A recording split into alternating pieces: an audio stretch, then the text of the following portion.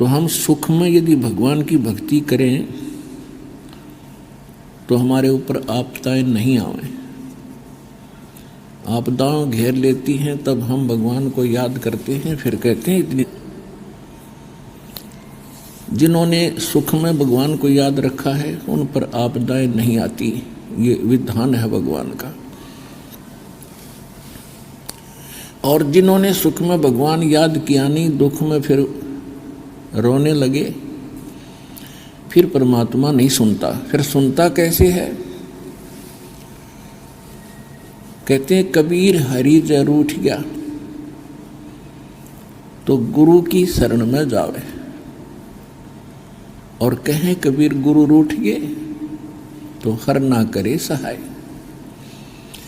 अब जब तक हमारे पुण्य चलते हैं तब तक तो हमारा राम प्रसन्न होता है, भगवान खुश होता है। जैसे कोई व्यक्ति सुखी नजर आता है तो आम व्यक्ति कहता है कि भाई इस पे भगवान राजी है, परमात्मा इस पे प्रसन्न है। और जो दुखी व्यक्ति होते हैं वो स्वयं ही कहते हैं कि हमारा राम रुष्ट गया, हमारा भगवान रुष्ट हो गया। कारण क्या है कि जब तक हमारे पुण्य चलते हैं, शुभ कर्म चलते हैं, तब तक हमें कोई आपत्ति नहीं आवेगी।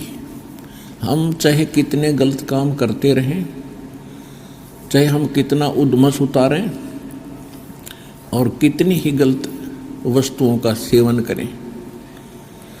जैसे हम पहले देखा करते थे और अब तो और अच्छी तरह ध्यान में आती हैं ये बातें। जो व्यक्ति कभी भगवान को स्वप्न में भी याद नहीं करते और सारा दिन कोई गुट्टी लावे, कोई ताश खेले या कोई बकवाद करे, अटपट करता है और सारे सुख हैं उनके पास,